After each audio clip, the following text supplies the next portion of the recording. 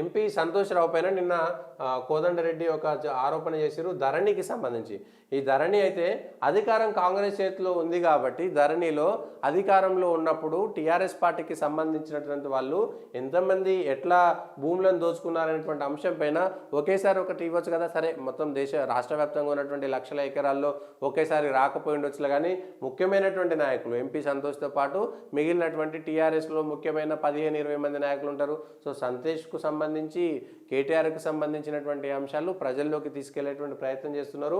22 ఎకరాల నిషేధిత జాబితా భూమి ఎంపీ సంతోష్కు పట్టా చేశారు. ఆయన భార్య బీఆర్ఎస్ ఎమ్మెల్సీకి చెందిన కంపెనీ పేరుతో రిజిస్ట్రేషను, ధరణితో కేసీఆర్ కుటుంబం అక్రమాలు, కేటీఆర్ కార్యాలయంలో ప్రత్యేక వ్యవస్థ, ఆయన ఆప్తులకే నిర్వహణ బాధ్యతలు, ధరణి కమిటీ సభ్యుడు కోదండరెడ్డి. ఇప్పుడు కాంగ్రెస్ పార్టీ వచ్చిన తర్వాత ధరణి స్పెషల్ డ్రైవ్ చేశారు. మరో వారం రోజుల పాటు పొడిగింపు. అంటే అధికారంలో ఉన్నప్పుడు అంటే ఒక హద్దు అదుపు లేనటువంటి అవినీతికి పాల్పడ్డారనేటువంటి కోపము, ఆ కుటుంబ సభ్యులే బాగుపడ్డారనేటువంటి కోపం ఏదైతే ప్రజల్లో ఉందో, ఇట్లాంటి విషయాలు బయటకు వచ్చిన తర్వాత మరింతగా రెట్టింపేటువంటి అవకాశం ఉన్నది.